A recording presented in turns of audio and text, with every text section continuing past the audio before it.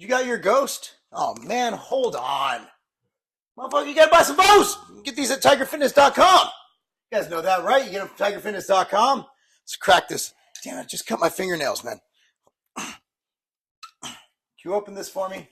I had to, I'm literally, thank you, 2 days out from New York Pro, so I cut my fingernails like a wrestler, and I shaved my entire body.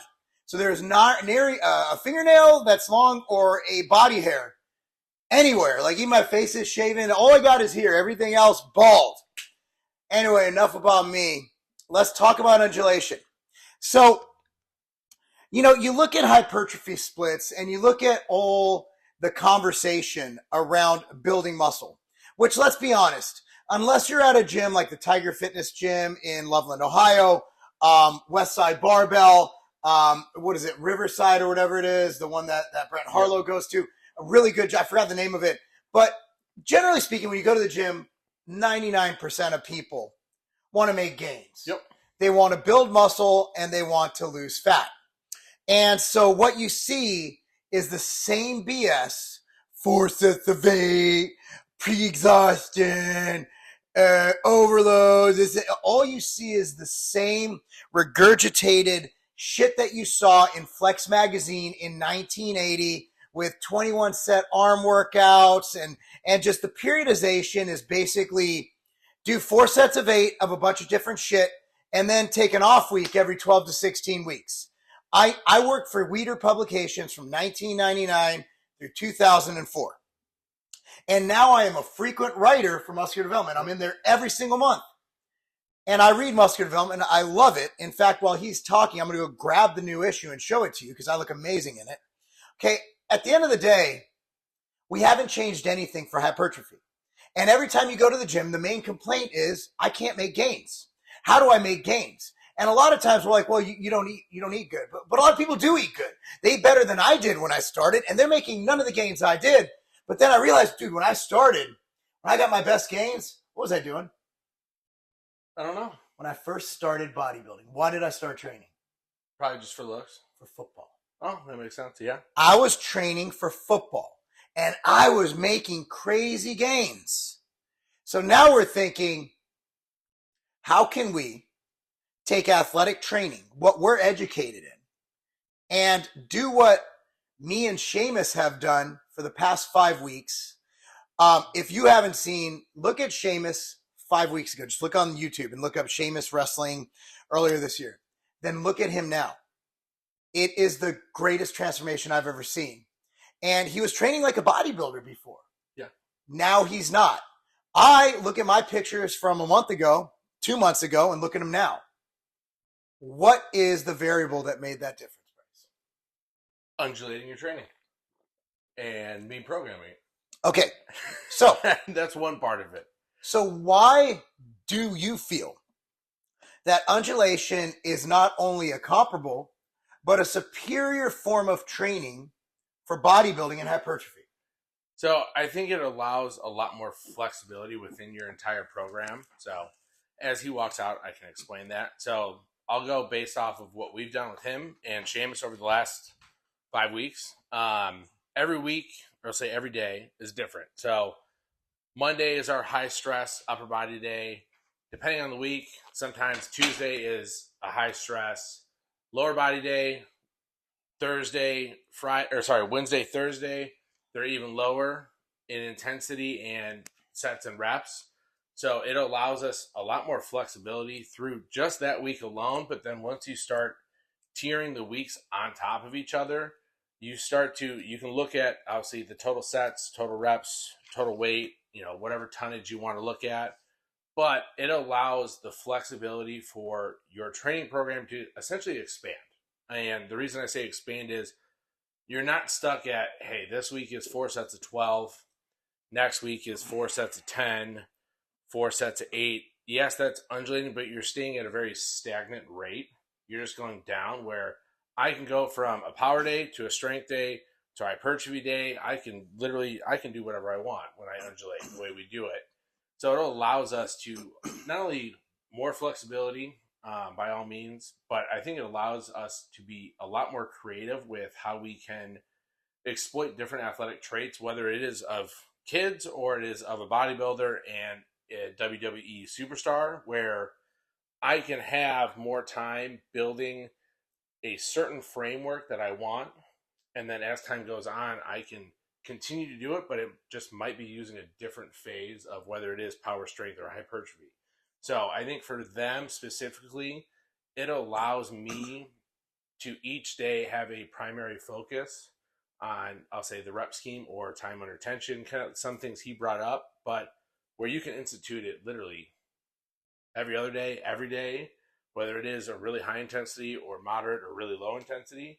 So it allows us to really play around with what most people aren't willing to do, and that's change and daily change and even weekly changes, where most people are, they are so streamlined in what they do that after, I'll say, 8 weeks, it just stops. So that brings up something that I believe we talked about in our 2-hour rants every night. We literally will call each other every night after seeing each other every day. Is what is still the number one variable for hypertrophy? And I would say it's progressive overload. I'd say other things are very important, but progressively overloading your muscle where it has to rebuild, regenerate, and produce more force. Yeah. That's when your body starts producing more muscle. If you look at what hypertrophy is, it's basically, you can look at it as hyperplasia, more men in the boat. If you have a boat, you have 2 people rowing, you're only going to go so fast. You have 4 people rowing, you're going to do it twice as fast. You have 8 people rowing, you're going to do more fast. So the more muscle you have, the more force you're able to generate, which is why in every athletic program from Exos to CrossFit, there's a hypertrophy, not really CrossFit, but there is hypertrophy built into CrossFit if you look at the programming. I just don't think they do a good job in their delivery of it. So what is progressive overload? Now, if you read the Simpleton's Guide to Progressive Overload, it's adding basically, let's say over the course of 2 weeks, you add 10 pounds to your bench press. That's progressive overload, right? Yep. Here's the problem with load-based progressive overload is that it's finite, okay? Here's the thing. If I started lifting at the age of 13. If I was progressive overloading every week for 52 weeks, every year for 29, almost 30 years, my squat would be about 14,000 pounds right now. But it's not. And the reason is life happens. You get injuries. You have time off. You have plateaus. So how do we progressively overload without actually increasing the load? And the answer is all within the phases. The 3 phases of training, of strength training, in my opinion, and in the opinion of Exos and other organizations who know what they're doing, you have hypertrophy, you have strength, and you have power. And we're going to over-explain this because that's what we do. So the hypertrophy phase is usually what you start at. So let's say you came to me before I got big on undulation. You're like, hey, Mark, and it was very effective. It worked. So let's say I'm coaching at Campton, okay, my soccer club. Now I have everything from 8-year-old girls to 18-year-old boys. And they come in, and I'm like, okay, I have 12 weeks till the season. I would do 4 weeks hypertrophy, and then I'd convert that. We got more men in the boat, yep, right? 4 weeks of strength, because we have more men in the boat. We got some more muscle. Now we're going to go strength. Power is when you combine speed and strength. So think about strength being a regular deadlift, a hex bar deadlift, whereas power would be a quadruple extension. I'd call it a jump deadlift. Yeah. So that would be bringing it all in, explosive movements from power shrugs to jump squats to plyos. Banded speed deadlifts. Bingo. That would be normal. Now, what undulating does is it takes all 3 phases and it makes it one big happy phase where Monday, let's say we have, okay, let's go with Seamus and I, right? Because that's who we are. Yeah. That's who we're training. Now, we train hundreds of other kids and adults. So Seamus and I, let's say Monday this week, we did now obviously there's phases all built in, like we will combine the phases. We did a hypertrophy focused bench.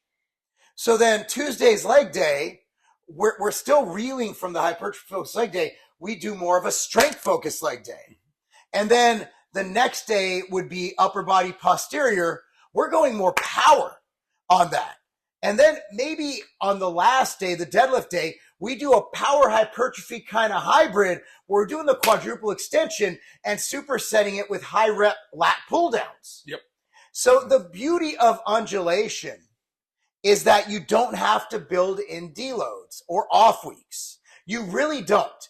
If you know how to program, you can take a person and you can wave them like this, where you don't have to. The normal thing is you beat yourself up for 12 weeks, for 16 weeks, and then you take an off week or you take a deload week. And a deload week for me doesn't work. If I go to the gym, I'm like, just get me out of here. Yeah, well, I mean, think life is a deload. Yes. Right? Like, you know, you look at, we'll go with high school athletes. It's so fucking okay, good. Spring break is a deload. Christmas break is a deload. Fall break is a deload. Any long weekend is a deload. Yom Kippur, Rosh Hashanah for you Jews. Yep. So it's already built in. So you can, if you're smart, you build your program based around how the schedule works. So, Vacations. yes. There's your deload. So, I'm going on a cruise in June, and there's a gym there, and we're going to train. And actually, I'm going to probably come back more tired because the excursions are crazy. Yeah. Have fun Last time, dude, I had a week off after the cruise. Because I kept training, and I came back so sore. Oh, here's what you don't. Hike the Grand Canyon with the backpack. Here's some ADHD, bro. Here's what you don't do on a cruise. So it was a Disney cruise before I stopped going to Disney because they're weird. So there were stairs, and it was like 14 stories. And I made a rule when we got there. I'm like, no elevator. Worst decision of my life. My hips, bro, I was doing like 800 hours of step mill a day. I'm like, oh, time to go eat. We're on level 3 or level 4, and like we're on level 14 to eat. And I'm like, by the time I get up there, I'm like, I need a fucking post-workout shake. So regardless, I mean, here's what I want to kind of – now, Bryce explains it so eloquently and so intelligently. Change your workouts every day. In a nice way. That was not eloquent. That one was. In that, basically, I think we need to start thinking outside the box for hypertrophy. You know, every time I posted the flutter kicks, someone posted, I hope you win because of flutter kicks. No, the flutter kicks are part of the program, and it does help develop fast twitch and reaction. And also, the pump you got was. Well, you're getting blood flow, right? Yeah. Like all these bodybuilders, like, it's about the blood flow. I'm like, if you want blood flow, do some high rep, fucking high pace stuff, right? Like the problem is everybody thinks in this bodybuilder box. And if you look at bodybuilders, the worst thing I ever did, it was before I turned 33, I trained like a bodybuilder. And I had to spend 2 years with Dr. Stu fixing myself because my hips were injured. My knees were injured. My lower back was strained. I had a torn pec or a strained pec. So when we go train, our warm-ups are 20 to 30 minutes of lacrosse ball, of activation. So by the time I get to a heavy 315, 320-pound football bar bench, whatever I'm doing that day, you feel good. I feel good and I'm warmed up. And also that's another thing. Everybody thinks you have to do these bodybuilding movements. Flat bench press. Here's one thing I'll never do. If I see Seamus with a flat bar, I'm going to bro kick him. Yeah, I'm going to bro kick him right in his friggin' red ass hair. Because the last thing we want to do is risk injury. So bodybuilders go in there and they do the highest risk movements because they saw somebody in the magazine do it. They think it has the most reward. But the funny thing about this is, we're saying going outside the box, which by all means do, but the rest of, I'll say majority of the industry does not really go too far outside of their box. The only, I'll say, other person that really does is David Weck. Yeah. From the Weck method. Yep. And I really like him, but he gets frowned upon because he steps outside of the box. I thought you were like Joel Seedman, where you do everything at 20% fucking range of motion. No. So I want to see a death match between Mike Israetel and Joel Seedman. That's what I want to see. Israetel beat his ass. Israetel is like, he does like jujitsu and shit? Yes, I do. Yeah, so I mean, and he's got like, the thing about Mike Israetel is like, he's got like a topographical map on his head. He jokes about it. I can say it, right? Okay, Like the yeah. guy's got like, it's like a Sharpay. I love Mike. I love you, Mike. Mike, when I got my pro card, he was backstage. He competed in that show. He's the nicest guy. And again, like we agree with 95% of what Team Full ROM says. We're just a little different in that I think they're more hypertrophy strict based trainers. And we're way outside. It's based on what your experience is, right? So we're outside the box because 99% of the people we coach are kids who want to get bigger, stronger, and faster. So we have to look at all three of those. Where Mike is coaching people who just want to get bigger and stronger. Yeah. And not necessarily even stronger. They just want to get bigger, and being stronger is part of getting bigger. Yes. And I think, I still utilize so within the framework of what Marc has said to make this make sense a little bit more. You have strength, or you have hypertrophy, strength, power. You can use literally every single method that is out there to build the framework for any of those phases. So like 5x5, old school West Side. You can put that in. You can build that in your framework. It's just now how do you design everything with that being your main part of your strength day? Bingo. You can use 1x20. Pick, 10 to 12 exercises. You can use that as a hypertrophy day because at the end of the day, I'm going to use it for someone's program today. She'll have at the end of the week, just from one circuit, the same circuit or 3 different circuits. It'll be 160 times 3 is what? 480. So 480 total reps in 8 different movements. I don't even know how many reps we do. I just know that like today was our pump day and it was harder than, if you look out at the gym, that's another thing. And we got to end this soon, but like, if you look out at the gym, nobody's really training. We looked out today. I was training my client, Frank, and I'm like, come here. You know what we just did in an hour? Do you know how many sets we did? I'm like, we did over 70 sets. Look out at the gym. There's 60 people out there. Only one person was doing a set. Frank's going. So we started with chaos push-ups, superset with band pull downs, then chaos rows, superset with prone rows, superset with YTAs. Then we did then we did bench press, superset with prone rows. That was where I got it confused. Okay. And we're just like going back and forth. He's done 70 sets. This is a 45-year-old, a very successful business owner who's destroying people. And his results speak for themselves. It's because he's working. And it's great when I talk to him. He's like, I come in here in 2 days a week. I get done what these kids get done in 7. And you can, because it's about work. People always ask, what is the best program? Upper, lower, push, pull legs, bro. I'm like, at the end of the day, if your sets are the same, whether you do it in 4 days, 6 days, upper, lower, push, pull legs, your results are going to be very similar because I believe you're looking at an increase in protein synthesis and myofibrillary protein synthesis for fucking like 29 hours after training. 29 hours. So you don't have to train every day. So you just have to get that volume, that stimulation. So if you are someone who's begging for time and you want to get the most for the least, and you look at even like Kino Body, he's a good friend of mine, like he does 2 workouts a week, but he goes hard. Yeah.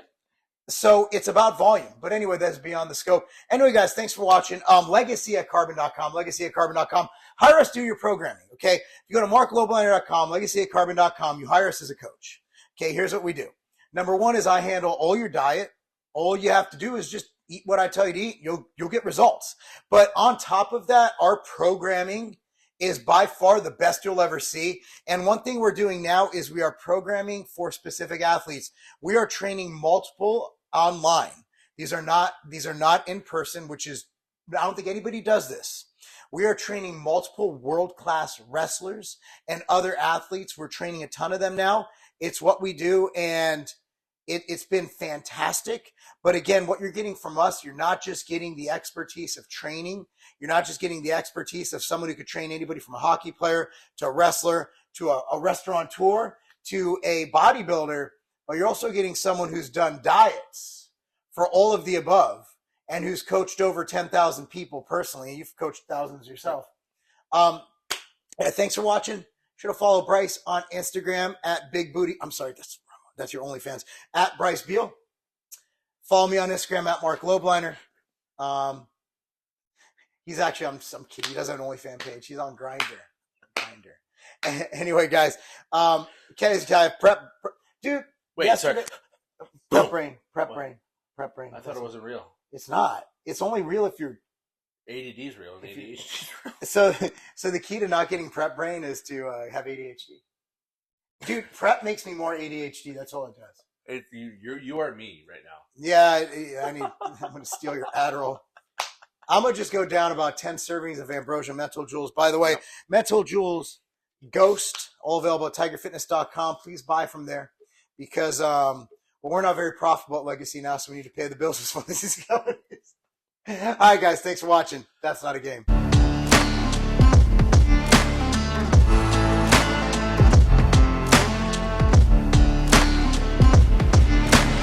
I used to have to go through dozens of bottles of vitamins, of supplements, just to get what I need. Look, I'm busy. I'm running multiple businesses. I'm coaching. I'm a professional bodybuilder getting ready for my first pro show. I don't have time to sit there and do all that. I gotta go. I'm on the go all the time. That is why I created MTS Nutrition Immortal. Here's how they look. This replaces dozens of bottles of supplements. So let me tell you exactly what this has.